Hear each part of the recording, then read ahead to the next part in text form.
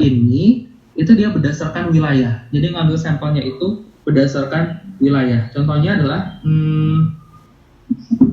misalkan pada satu kota, jadi ada kota itu terdiri dari misalkan ada 20 desa. Di kota itu ada 20, bukan desa, ada 20 kecamatan misal, ada 20 kecamatan. Nah, penelitinya ini sebenarnya cuma mau ngambil 10 kecamatan aja, 10 kecamatan.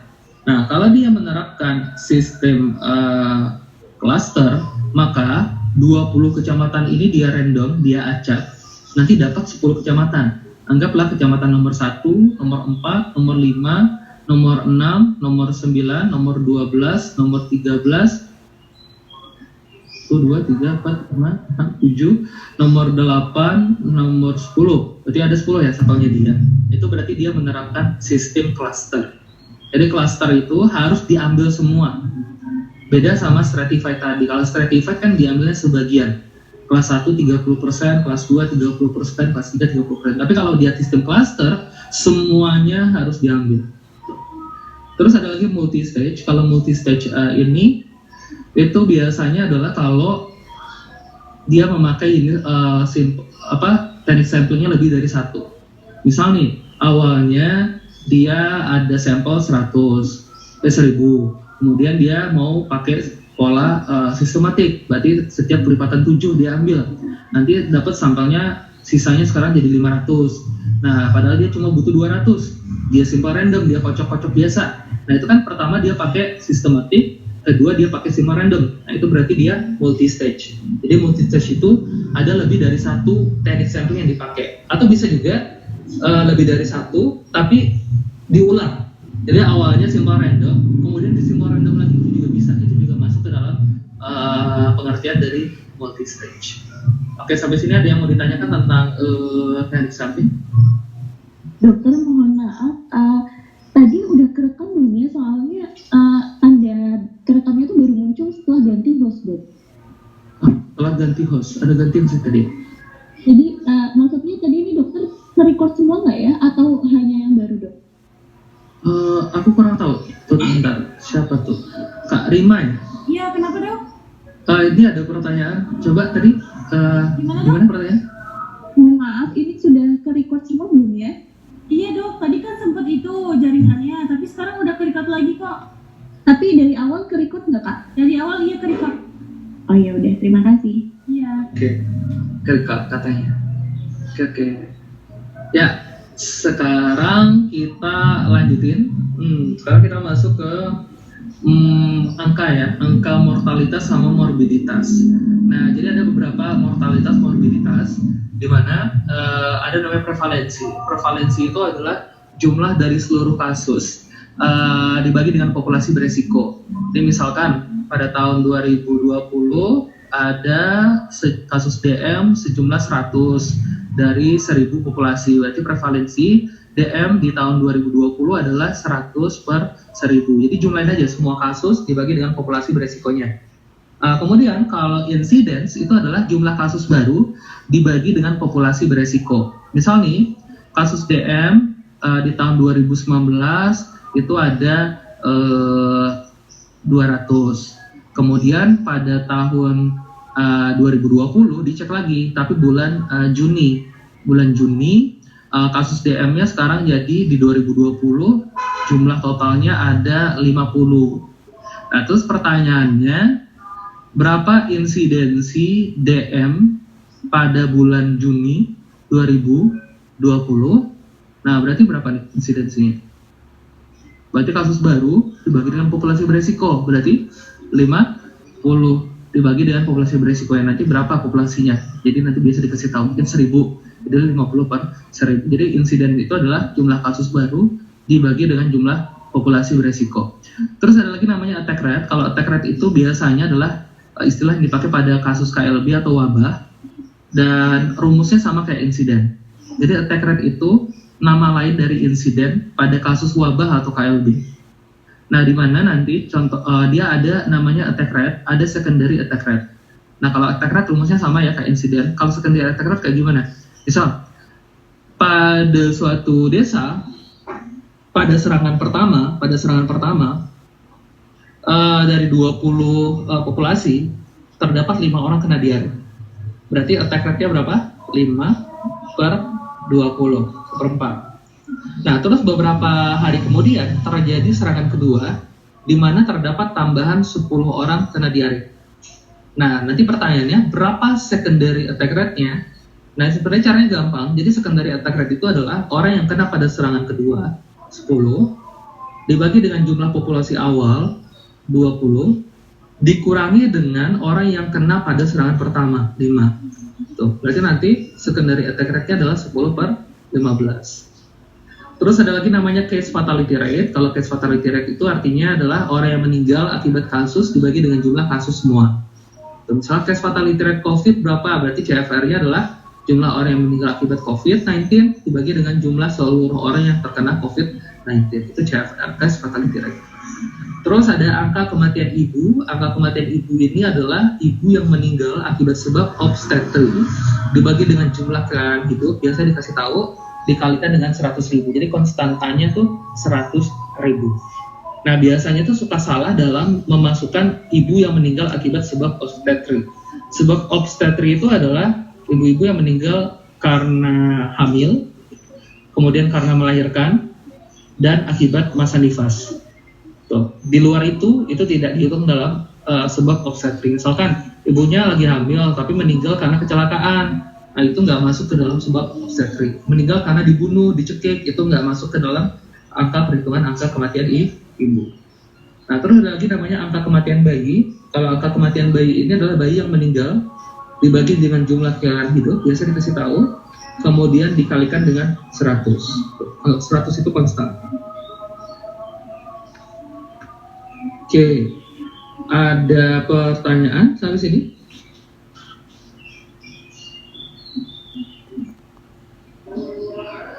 Tentang mortalitas dan morbiditas, ada yang mau ditanyakan?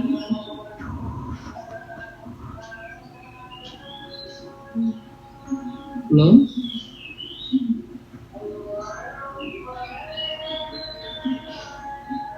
Ada yang mau ditanyakan? Nggak ada? Nggak ada, Dok. Oke, kalau nggak ada, rasanya untuk statistiknya udah. Nah, sekarang kita masuk ke bagian public health-nya, yaitu tentang BPJS. Nah, sekarang BPJS. BPJS itu dibagi ya, ada PBI, ada non-PBI. PBI itu penerima bantuan iuran, non-PBI berarti bukan. Biasanya kalau PBI ini adalah orang-orang yang masuk ke dalam kriteria fakir atau miskin. Fakir atau miskin itu nanti ada undang-undangnya, ada kriterianya di situ bisa dibaca. Misalnya penghasilan berapa, rumahnya seperti apa, tanah rumahnya seperti apa, di rumahnya itu ada kriteria sendiri. Nah, untuk PBI ini biasanya nanti hak untuk BPJS kesehatannya adalah BPJS kelas 3, dan peserta PBI itu tidak bisa naik kelas. Jadi nggak ada naik kelas. Jadi dia kalau minta naik kelas itu nggak bisa. Kalau dia minta naik kelas berarti status PBI-nya nanti bakal gugur. Nah, nanti kalau non-PBI baru kita bagi menjadi penerima upah, bukan penerima upah, sama udah nggak kerja lagi, bukan pekerja lagi. Kalau pekerja penerima upah ada yang diupah oleh pemerintah, yang pegawai pemerintah, ada juga pegawai yang non-pemerintahan. Kemudian kalau pekerja penerima upah, bukan penerima upah itu misalkan pengacara, akuntan, arsitek, dokter, konsultan, notaris, di pemain musik, pembawa acara. Nah, itu namanya pekerja bukan penerima upah. Terus bukan pekerja itu biasa pensiunan, kemudian veteran perang, pemberi kerja, kemudian penerima pensiun, investor, itu termasuk ke dalam bukan pekerja. Nah, kalau untuk PBI tadi kan dia cuma bisa BPJS kelas 3. Nah, sekarang bagaimana pada pekerja yang kerja di pemerintahan? Kalau di pemerintahan biasanya nanti akan dibagi berdasarkan golongannya. PNS-nya golongan berapa? Golongan 1 dan 2 itu biasanya dapatnya BPJS kelas 2. Sedangkan kalau golongan 3 dan 4 itu BPJS kelas 1. Jadi kalau makin tinggi golongannya BPJS-nya jadi 1. Kemudian kalau untuk pegawai non pemerintahan biasanya kita lihat dari gajinya. Kalau gajinya itu kurang dari 4 juta, BPJS-nya kelas 2 biasanya. Tapi kalau gajinya itu lebih dari 4 juta, BPJS-nya kelas 1. Sedangkan kalau untuk pekerja bukan penerima upah ataupun orang-orang yang bukan pekerja, itu nanti biasanya bebas. Mereka mau BPJS kelas 1 bisa, kelas 2 bisa, kelas 3 bisa, tergantung dari kemampuan. Gitu. Oke, sampai sini ada yang mau ditanyakan? Oh ya, satu lagi, untuk BPJS yang dari pekerja penerima upah, itu nanti iuran BPJS-nya biasanya dipotong dari gajinya sebesar 5% dari gaji. 5% dari gaji.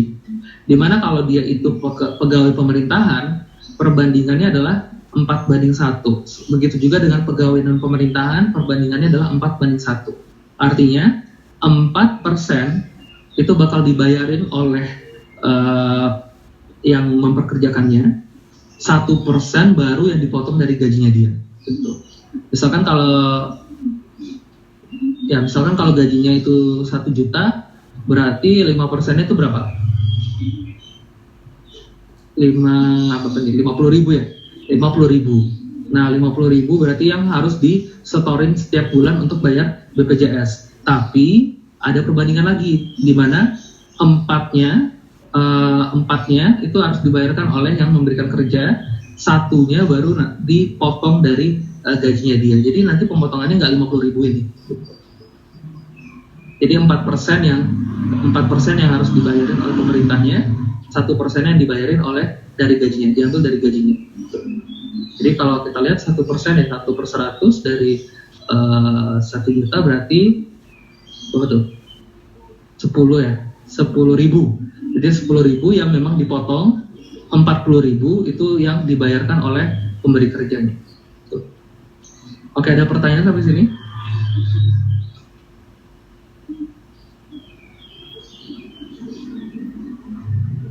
Belum? Belum.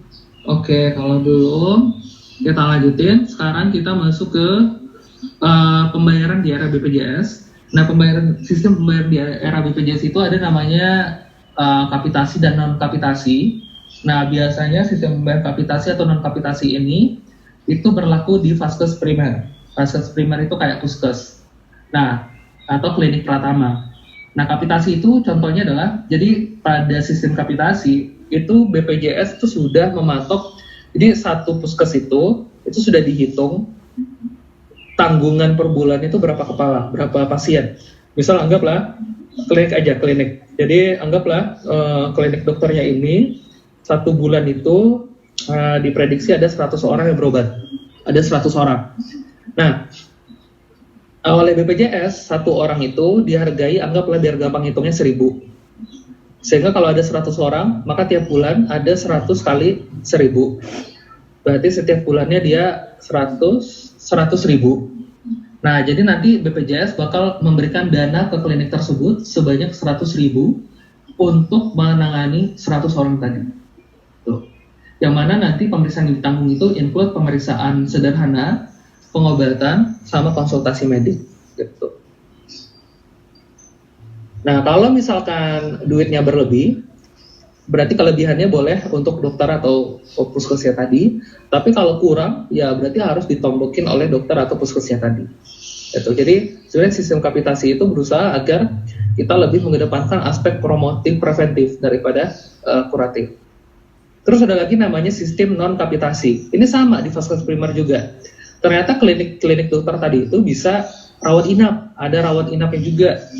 Nah, kalau ternyata ada pasien yang harus dirawat inap, maka biaya rawat inapnya, atau ternyata ada pasien yang harus lahiran, biaya bersalinnya, itu ditanggung oleh BPJS, tapi tidak berasal dari dana kapitasi. Jadi ditanggung oleh BPJS, tapi bukan dari dana kapitasi. Jadi biasanya nanti kita sebut dengan non kapitasi. Jadi biasanya nanti puskesnya atau dokternya minta reimburse ke BPJS. Gitu. Jadi diambil di luar dana kapitasi.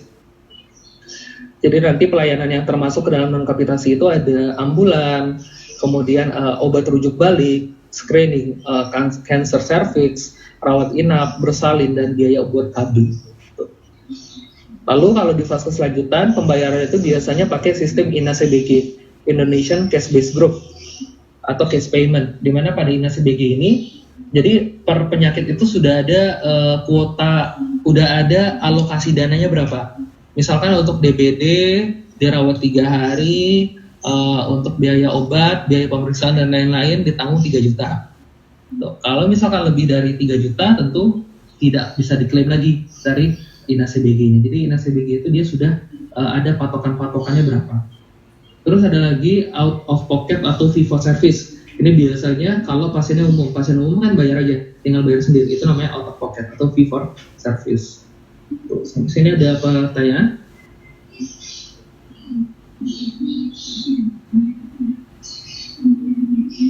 Tidak ada? Oke, kalau tidak ada, kita lanjutin. Nah, kita lanjutkan dengan, gimana kalau dia dirawat, tapi ruang perawatannya penuh. Misalkan nih, orang dengan BPJS kelas 3, terus ternyata ruang perawatannya penuh. Maka kalau ruang perawatannya penuh, maka dia bisa naik 1 tingkat di atas kelasnya. Jadi misalkan kalau dia kelas 3, kalau penuh kelas 3 bisa naik ke kelas 2. Gitu. Tapi maksimal 3 hari. Maksimal seperti itu boleh dia 3 hari. Kalau sudah lebih dari 3 hari, dia harus dibalikin ke ruang perawatan yang seharusnya. Jadi nggak boleh lebih dari 3 hari. Gitu. Jadi kalau misalkan dia kelas 2 penuh, berarti naik ke kemana? Kalau dia kelas 2 penuh, berarti dia Kelas 1. kelas 1. Kalau kelas 1-nya penuh, berarti gimana kalau kelas 1-nya penuh? Kalau kelas 1-nya penuh, maka kelas 2 tadi mau nggak mau harus turun ke kelas 3. Gitu. Tapi maksimal 3 hari juga. Habis itu dia harus balik lagi ke kelas seharusnya.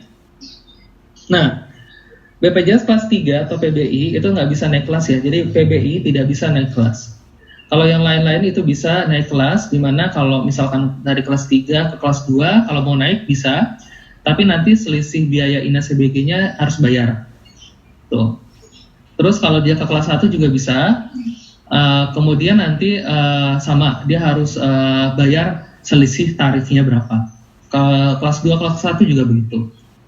Sedangkan kalau kelas 2 ke kelas 3, ini kan turun ya, turun. Berarti nanti biasanya selisih tarif Dinas CBG kelas 1 dengan tarif Dinas CBG kelas 2 sesuai haknya, itu ada biaya tambahannya. Tuh, jadi kalau misalkan dia kelas 2 dan kelas 3 naik ke VIP, itu ada biaya tambahan. Pokoknya intinya adalah ada biaya tambahan. Tapi kelas 3 PBI itu nggak bisa naik kelas. PBI nggak boleh naik kelas. Karena kalau dia naik kelas, maka status PBI-nya digugurkan. Oke. Sekarang kita akan lihat bagaimana pelayanan BPJS. Pelayanan BPJS itu ada emergency service, ada non-emergency service. Kalau misalkan ada pasien dan dia ternyata kasusnya emergency, anggaplah kecelakaan, maka kalau dia adalah peserta BPJS, dia dapat berobat kemana saja. Jadi dia bisa berobat kemana saja. Boleh. Tapi kalau dia non-emergency, itu harus pada vaskes primer yang tertera pada kartu BPJS-nya. Nah, contohnya nih ada pasien kecelakaan, kemudian ternyata rumah sakit yang terdekat dari situ rumah sakit A. Rumah sakit A ini tidak kerjasama dengan BPJS. Maka nggak masalah, pasien tadi bisa ke rumah sakit A tersebut, dan kalau dia emergensi, maka emergensinya harus ditangani oleh rumah sakit A tadi. Jadi rumah sakit A itu tidak boleh menolak pasien emergensi. Gitu. Nah, terus nanti setelah emergensinya tertangani, baru diberikan keputusan kepada pasien apakah mau dirujuk ke rumah sakit yang kerjasama dengan BPJS atau tetap di rumah sakit A tadi, tapi jadi pasien umum. Kalau dia pengennya ke BPJS juga, berarti nanti dirujuk oleh rumah sakit A. Tapi kalau misalkan nggak mau dirujuk, tetap di situ ya jadinya jatuhnya ke pasien umum. Nah, gimana kalau nanti dia ternyata dirujuk, biaya IGD-nya siapa yang membayar? Kalau untuk biaya IGD-nya, maka rumah sakit A tadi harus reimburse sendiri ke BPJS untuk pelayanan emergensi tadi. Jadi dia minta sendiri ke BPJS, bukan nyuruh pasiennya pergi ke BPJS kemudian minta klaimnya, enggak. Jadi harus dari rumah sakitnya sendiri. Gitu. Terus ada beberapa pelayanan yang tidak ditanggung BPJS seperti estetika, mancungin hidung, botox, infertilitas bayi tabung, ortodonsi, pasang gigi palsu, kawat gigi, atau sakit yang diakibatkan karena penggunaan nafza, penggunaan alkohol, itu semuanya tidak ditanggung. Dan juga penyakit akibat menyakiti diri sendiri, misalkan karena diputusin pacar, minum baygon, minum sabun, kemudian muntah-muntah, nah itu tidak ditanggung pelayanannya oleh BPJS. Terus kecelakaan ini kalau kecelakaan itu sebenarnya ada dua yang nanggung, antara BPJS atau Jasara Harja. Jadi kalau ada kecelakaan, pertama tuh lapor polisi, nanti bakal keluar surat keterangan kalau kita adalah korban kecelakaan. Lalu nanti ke Jasara Harja, pada Jasara Harja nanti bakal dianalisa, ini tanggungan mereka atau bukan. Nah, yang termasuk ke dalam tanggungan Jasara Harja itu adalah kalau kecelakaannya itu melibatkan 2 kendaraan atau lebih. Jadi kecelakaan 2 kendaraan atau lebih, atau kecelakaan tunggal yang melibatkan angkutan umum, angkot nabrak pohon, kapal feri tenggelam, pesawat jatuh. Nah itu kan kecelakaan tunggal, tapi melibatkan kendaraan umum. Nah itu nanti tanggungannya adalah ke Jasara Harja. Bagaimana kalau ternyata nggak masuk ke dalam kriteria tanggungan Jasara Harja? Maka untuk penanggungannya dialihkan ke BPJS Kesehatan. Misal nih, dia ternyata mobil umum, mobil pribadi, tapi nabrak pohon. Nah itu kan tunggal tapi bukan kendaraan umum, berarti dia jatuhnya ke BPJS Kesehatan. Gitu. Oke, ada pertanyaan sampai sini?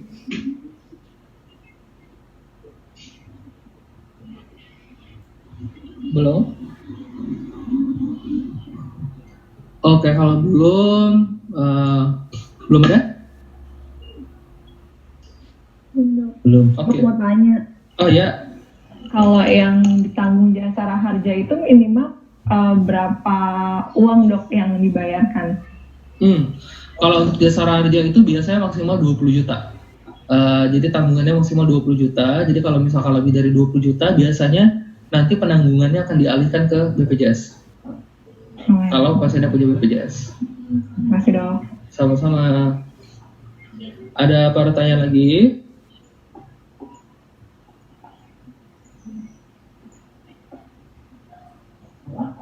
Oke, kalau tidak ada, kita lanjutin.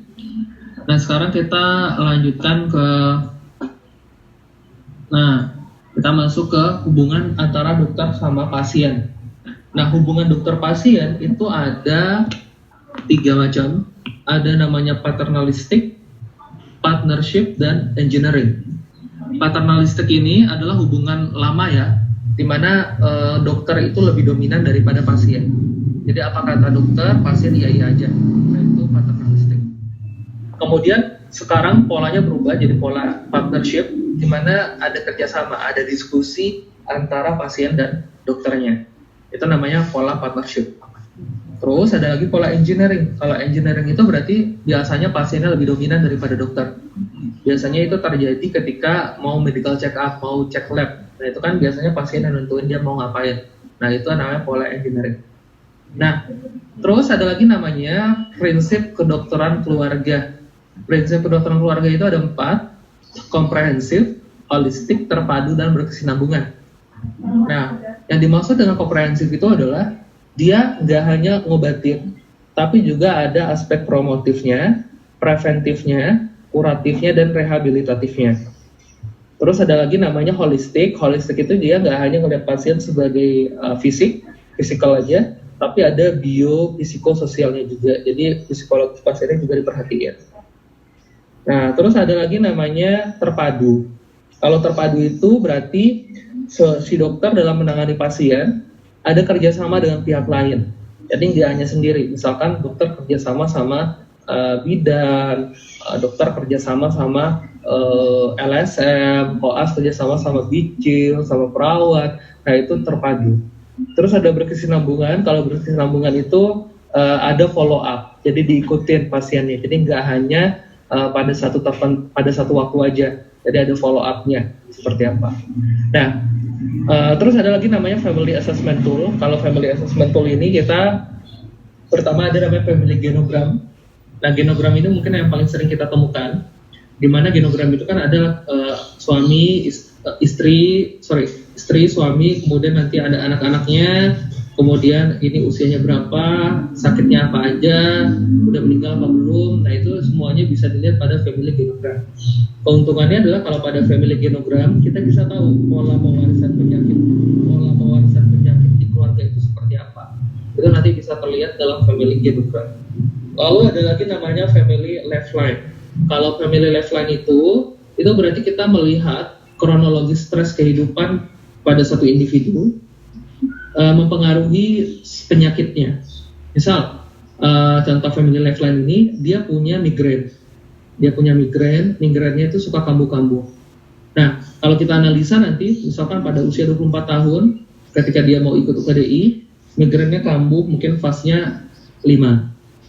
Tapi setelah dia lulus UKDI dan dia internship, mungkin dia udah santai, jalan-jalan terus kerjanya, jadi migrainnya kambuhnya jarang. Paling fase cuma 1 atau 2.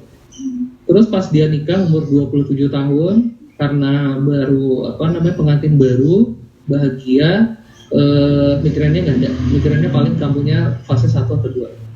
Terus pada usia 29 tahun, pas dia baru punya anak pertama, ternyata dia mendapati mungkin pasangannya selingkuh sama teman SMA-nya.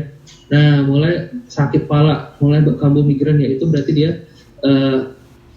kita menilai kronologi stresnya itu pakai family lifeline. Jadi ada kronologisnya, ada timeline-nya. Terus ada lagi namanya family Apgar. Kalau family Apgar itu berarti kita melihat kepuasan anggota keluarga terhadap status fungsional keluarganya. Jadi nanti bakal dilihat adaptation-nya gimana, partnership-nya gimana, growth-nya gimana, affection-nya gimana, resolve-nya gimana. Gitu. Jadi antara kakak sama adik hubungannya seperti apa, antara ibu dengan ayah akur apa enggak, antara anak dengan ayahnya dekat apa enggak, itu bisa dinilai nanti pakai family Apgar. Terus ada lagi namanya family life cycle. Kalau life cycle itu menggambarkan tahapan yang akan dilalui oleh suatu keluarga, sehingga nanti kita bisa memprediksi masalah apa yang muncul pada tiap tahapan tadi. Nah, kalau menurut Duval itu membagi life cycle itu ada 8. Jadi ada married couple tapi belum punya anak, kemudian udah punya anak tapi masih kecil, anak balita, anak bayi, anak balita, anak usia sekolah, anak usia remaja, anak dewasa muda, kemudian anak yang sudah berkeluarga lagi, dan terakhir orang tua yang meninggal. Nah, itu family cycle. Oke, ada pertanyaan sampai sini?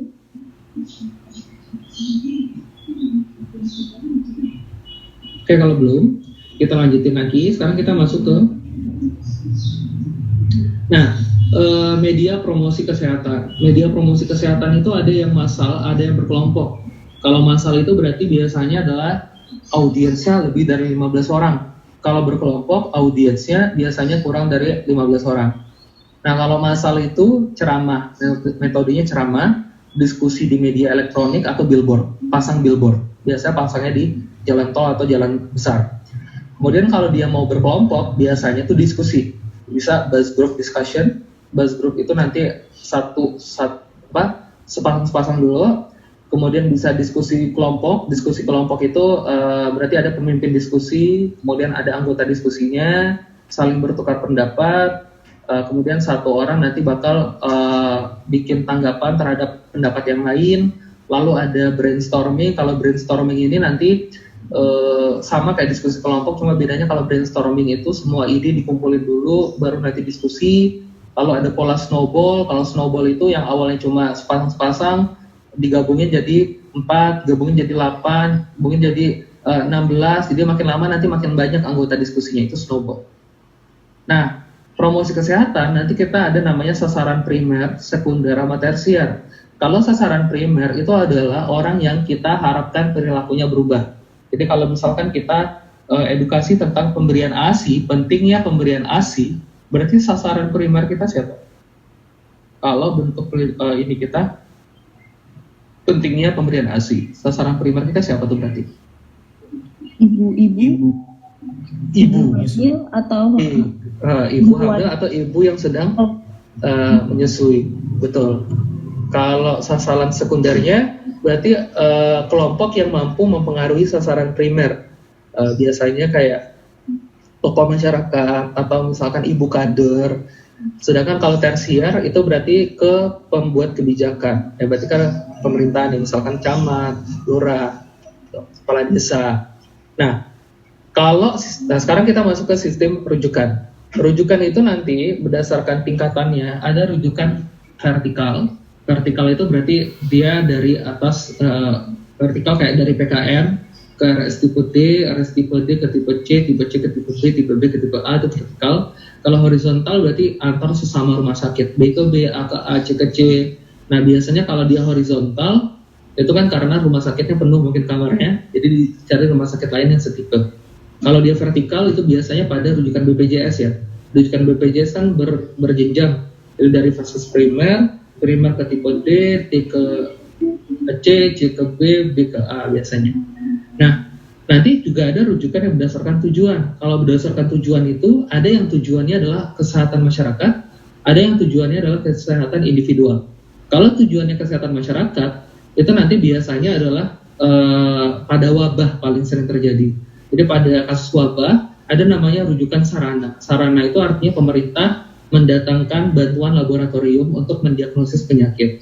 Rujukan tenaga, pemerintah nanti bakal ngirim ahli epidemiologi untuk melakukan penyelidikan. Ini kenapa kok bisa ada wabah? Itu berarti rujukan tenaga. Rujukan operasional berarti nanti dari pemerintah datang obat, datang vaksin, datang pangan, itu namanya rujukan operasional. Sedangkan kalau untuk individu, nanti ada namanya rujukan kasus. Ini kalau misalkan kita rujuk pasiennya karena kita nggak tahu ini, kita nggak bisa mendiagnosis kasusnya, misalnya atau ragu-ragu, itu berarti rujukan kasus.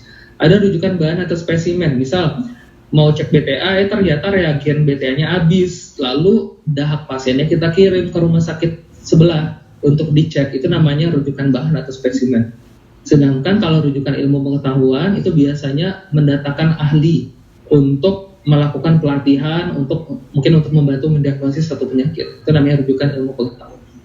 Nah, rujukan itu juga bisa dibagi menjadi interval, split, kolateral, sama cross.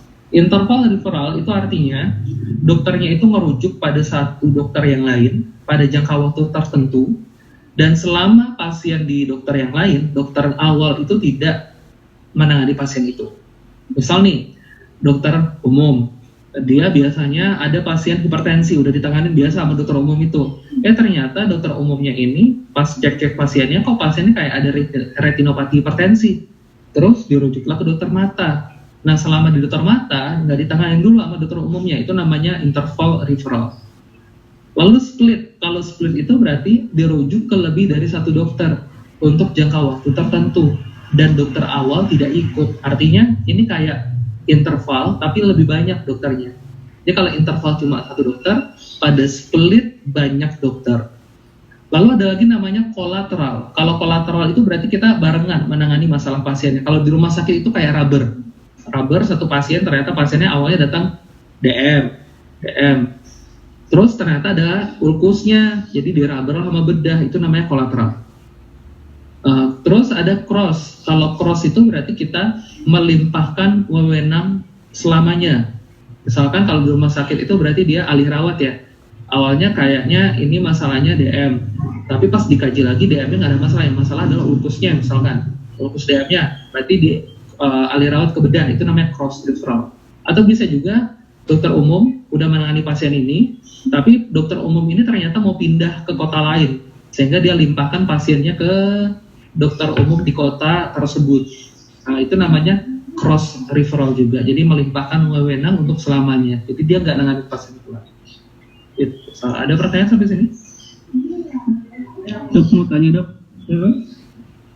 Kalau misalnya dokter umumnya dia merujuk ke dokter spesialis. Nah, tapi nanti di dokter spesialis itu misalnya penyakitnya udah terkontrol, udah bagus, terus dari dokter spesialisnya dibalikin lagi ke dokter primernya, itu maksudnya rujukan yang mana ya dok? Interval kayaknya. Interval, karena balik lagi kan? Iya dok. Ya.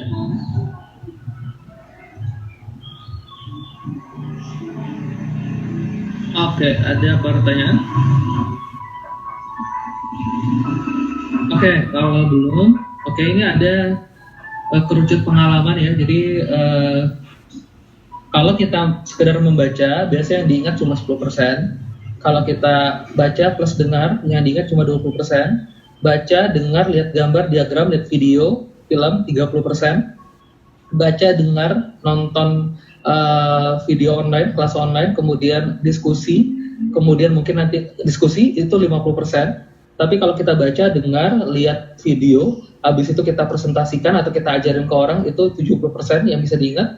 Tapi kalau nanti kita baca, kita dengar, kemudian kita lihat video, lalu kita diskusi, lalu kita presentasi, kemudian kita simulasi, itu biasanya 90% bakal teringat. Itu jadi semakin banyak yang kita lakukan, semakin banyak aktivasi dari sarafnya, itu biasanya nanti akan semakin banyak yang diingat. Jadi kalau cuma sekedar mau baca aja, dengerin aja, itu cuma 20% yang bakal teringat, yang bakal terretensi. Oke, sekarang kita masuk ke epidemiologi dari penyakit. Epidemiologi penyakit itu dibagi menjadi sporadik. Sporadik itu artinya acak. Jadi contohnya kayak pneumonia. Pneumonia di Jakarta itu sporadik, acak. Karena bisa ada, bisa enggak, dan enggak ada polanya. Endemik ini kasus tersebut pada wilayah itu sudah relatif lebih tinggi daripada wilayah lain, tapi itu sudah berlangsung dari dulu.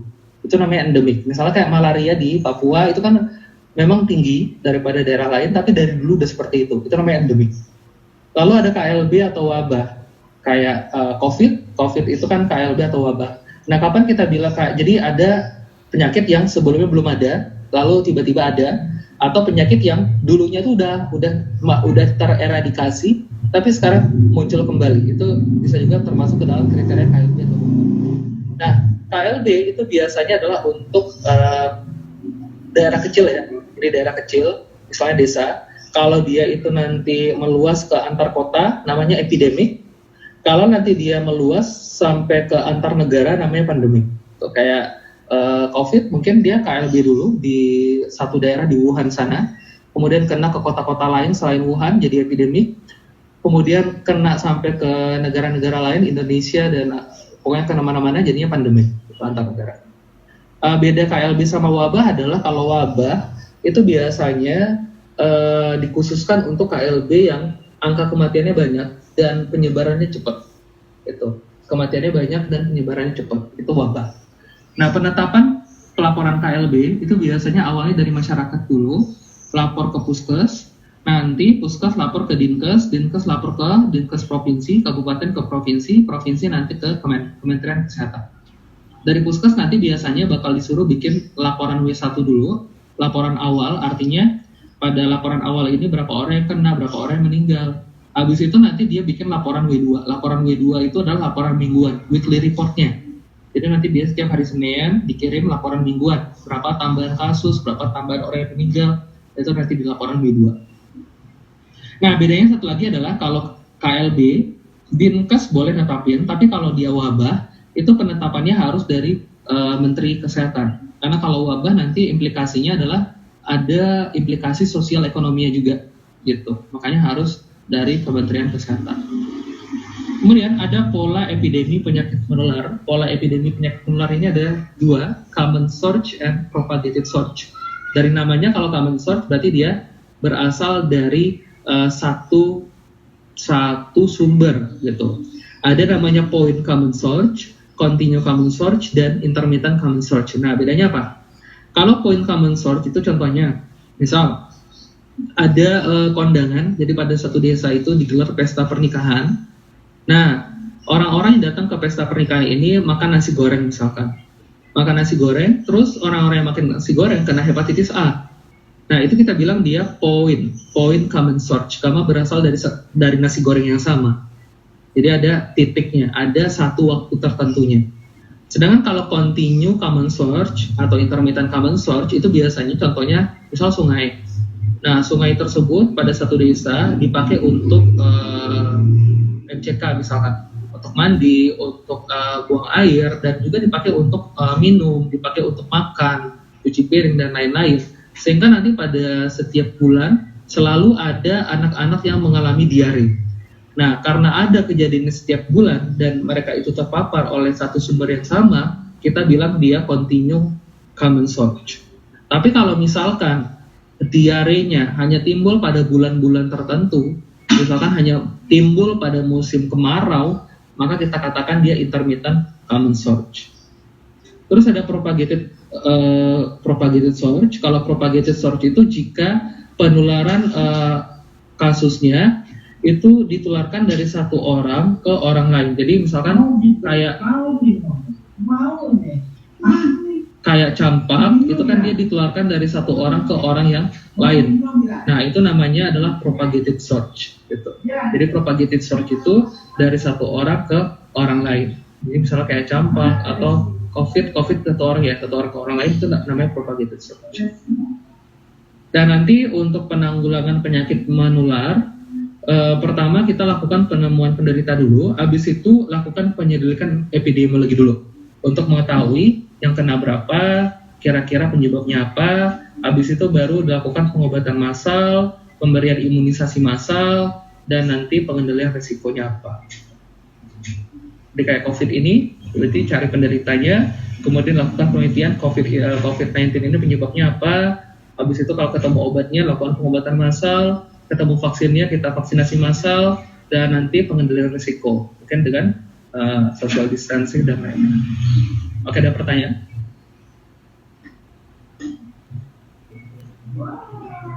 Oke, kalau belum, kita masuk ke 5 level of prevention. Oke, sekarang istilahnya itu ada namanya 5 level of prevention.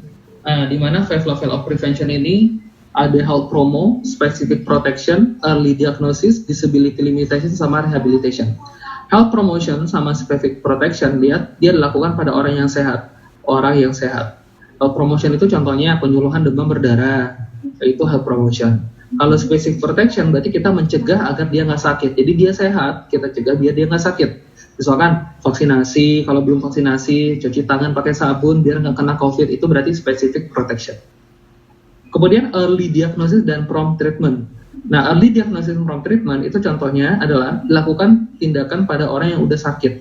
Dan tujuannya itu adalah untuk kuratif atau mengobati. Misalkan pasien TB kita kasih OAT, itu berarti kita masuk ke taraf early diagnosis dan prompt treatment. Gitu. Atau misalkan early diagnosis itu contohnya ada keluarga, kakaknya sakit DBD, kemudian adiknya demam-demam juga, terus kita cek laboratoriumnya, itu juga termasuk ke dalam taraf early diagnosis dan prompt treatment. Sedangkan kalau disability limitation ini biasanya dilakukan pada pasien yang sakit, gunanya untuk membatasi kecacatan. Misalnya dia DM tidak terkontrol, kemudian ada neuropati DM-nya, kita anjurkan dia untuk senam kaki biar kakinya nggak deformitas, itu namanya disability limitation. Sedangkan kalau dia rehabilitation, itu biasanya dilakukan pada orang yang sudah cacat. Jadi dilakukan pada orang yang sakit yang sudah cacat, yang tujuannya adalah untuk mengoptimalkan fungsi yang tersisa. Misal, pasiennya udah stroke, kemudian dia stroke, misalkan pasiennya DM, kemudian udah ada ulkus DM, ternyata harus diamputasi. Nah, kemudian nanti kita kasih dia kaki palsu misalkan, agar dia bisa membantu dia untuk berjalan, itu namanya rehabilitation. Itu 5 level of prevention. Jadi ingat, promo itu orang sehat, specific protection orang sehat, kalau early diagnosis biasanya ada orang sakit, orang yang sudah cacat untuk rehabilitation. Terus kalau untuk pencegahan DBD itu biasanya dilakukan dengan menemukan penderita DBD. Habis itu nanti kita klasifikasikan apakah kasus DBD ini kasus positif atau negatif. Dikatakan positif itu kalau ada minimal 3 orang yang demam atau 3 orang penderita DBD. Tapi kalau negatif artinya tidak terbukti atau kurang dari 3 penderita DBD-nya. Bedanya adalah fogging. Kalau dia positif, berarti nanti daerah tersebut bakal di fogging. Tapi kalau misalkan enggak, maka cukup dilakukan edukasi 4M ya, 5M, 3M. Terus sekarang namanya 3M ya. Ada yang tahu? 5 ya, apa aja tuh 5M? Apa aja 5M ada yang ingat? Menguras, terus mengubur. Ya, pokoknya itu ya, nanti cari aja.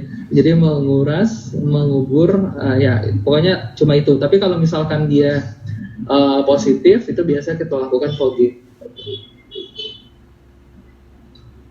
Oke, nah selanjutnya ini ada puskesmas.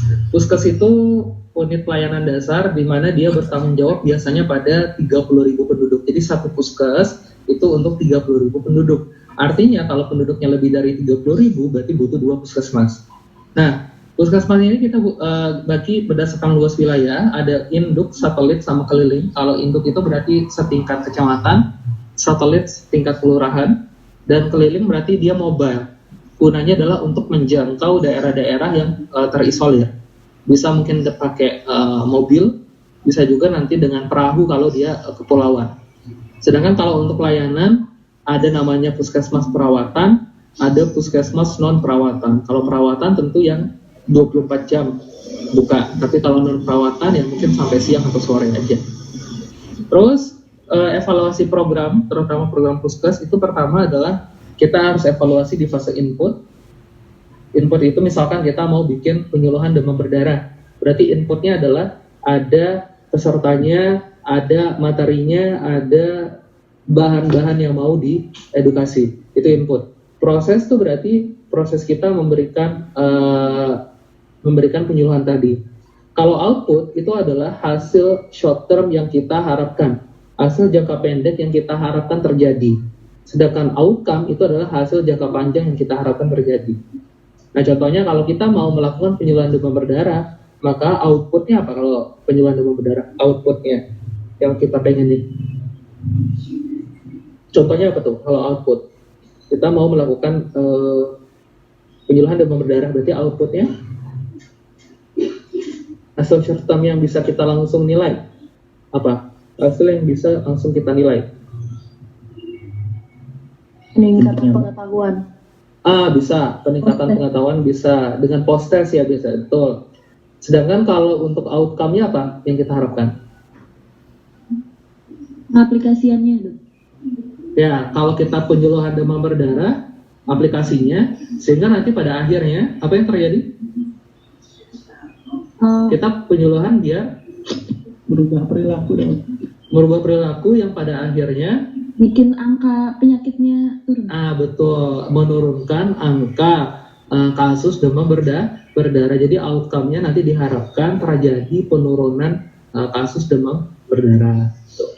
Terus ada lagi posyandu. Kalau posyandu, ini mau nggak mau harus dihafalin kapan dikatakan dia posyandu pratama, madya, purnama, sama mandiri. Jadi kalau yang paling bagus tuh mandiri, yang paling jelek itu pratama. Di mana nanti dia ini diklasifikasi berdasarkan berapa kali ditimbang anaknya setahun, berapa jumlah kader posyandunya, berapa cakupan program posyandunya, ada nggak program tambahannya, dan berapa persen cakupan dana sehatnya.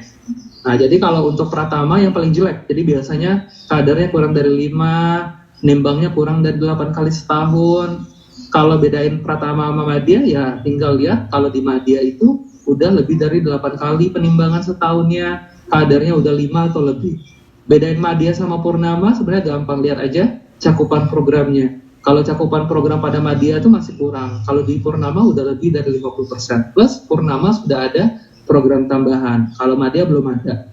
Sedangkan untuk bedain purnama sama mandiri, bedakan di cakupan dana sehatnya. Kalau purnama masih kurang dari 50%, tapi kalau mandiri sudah lebih dari 50%. Nah, kadang nanti pada posyandu suka ada namanya cakupan SKDN. SKDN itu, S itu semua ya, semua balita. KMS itu berarti, K itu berarti KMS, balita yang punya KMS. D itu adalah balita yang ditimbang. N itu adalah balita yang naik berat badannya. Jadi kalau untuk mengetahui peran serta masyarakat, maka ditimbang dibagi dengan semua balita.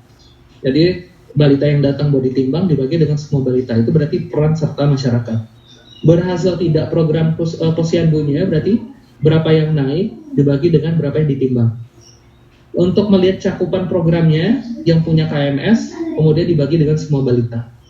Dan kelangsungan penimbangan itu biasanya adalah berapa yang ditimbang dibagi dengan berapa yang punya KMS.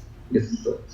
Dan di posyandu nanti mungkin bisa juga ditanya meja-mejanya. Jadi biasa di meja 1, meja pendaftaran, meja 2, meja penimbangan, meja 3 berarti hasil timbangan dicatat, meja 4 berarti konseling gizi, periksa gizi, dan meja 5 itu untuk KB, konsultasi KB, dan pojok imunisasi.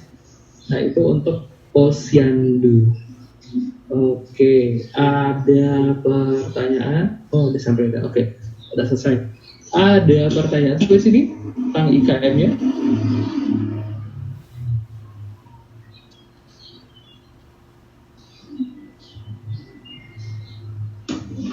Belum ada? Apakah ada yang mau ditanyakan?